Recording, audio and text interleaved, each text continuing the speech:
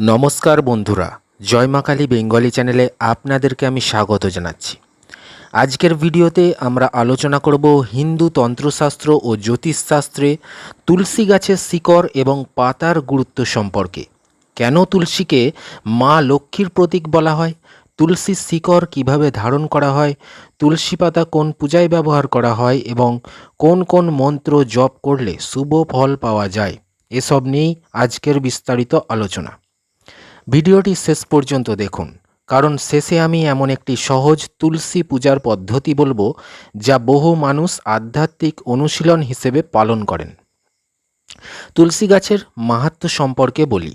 হিন্দু ধর্মে তুলসীকে শুধু একটি ঔষধি গাছ নয়, দেবী বৃন্দার রূপ এবং ভগবান বিষ্ণুর অতি প্রিয় বলে মনে করা হয়। তন্ত্র ও পুরাণে বলা হয়েছে, যে বাড়িতে তুলসী গাছ থাকে সেখানে ইতিবাচক শক্তির বাস হয় এবং নেতিবাচক শক্তি দূরে থাকে। এটি একটি ধর্মীয় ও আধ্যাত্মিক বিশ্বাস। প্রতিদিন সকালে ও সন্ধ্যায় তুলসীর সামনে প্রদীপ জ্বালানো এবং জল নিবেদন করার রীতি বহু পরিবারে প্রচলিত। এবার জানব তুলসী পাতার ব্যবহার কী।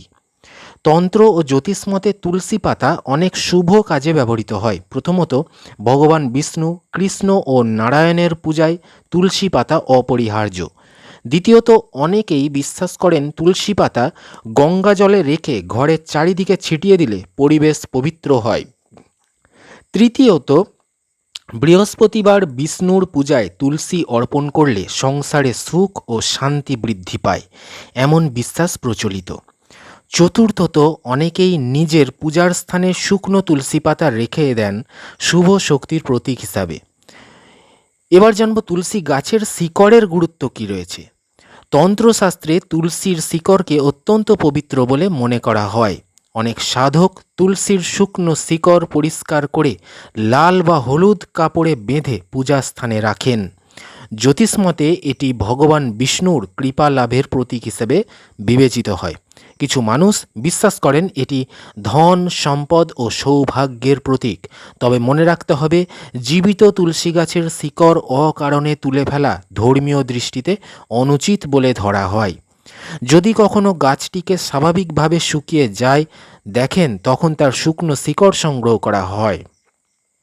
এবার জানব তুলসী ধারণের নিয়ম কি আছে।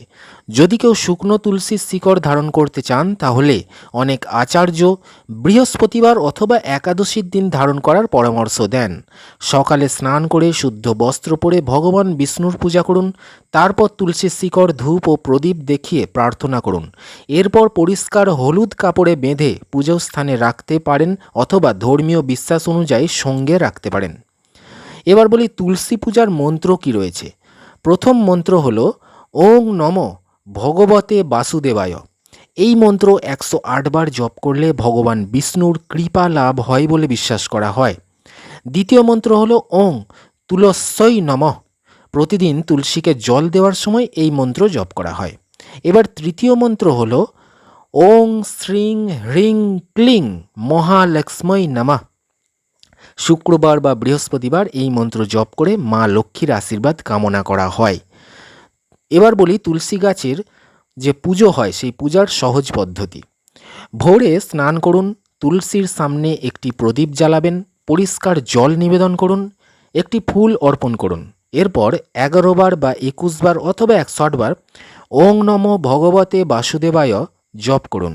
শেষে পরিবারের সকলের মঙ্গল কামনা করে প্রণাম করুন। এবার বলি কোন দিন তুলসী পাতা তোলা উচিত নয়। ধর্মীয় বিশ্বাস অনুযায়ী অনেকে নিম্নলিখিত দিনে তুলসী পাতা তোলেন না। সেগুলি হলো রবিবার, একাদশীর পরের দ্বাদশী, সূর্যাস্তের পরে রাতের সময়। এটি একটি ধর্মীয় প্রথা, বিভিন্ন অঞ্চলে নিয়মের কিছু পার্থক্য থাকতে পারে। এবার বলি তুলসীর আয়ুর্বেদিক উপকারিতা কি রয়েছে। তুলসী একটি সুপরিচিত ঔষধি উদ্ভিদ। প্রচলিত আয়ুর্বেদে তুলসী ব্যবহৃত হয় সর্দি কাশিতে, রোগ প্রতিরোধের ক্ষমতা বাড়াতে, হজমে সহায়ক হিসেবে, গলার অস্বস্তি কমাতে। তবে কোনো রোগের চিকিৎসার জন্য অবশ্যই চিকিৎসকের পরামর্শ নেওয়া উচিত।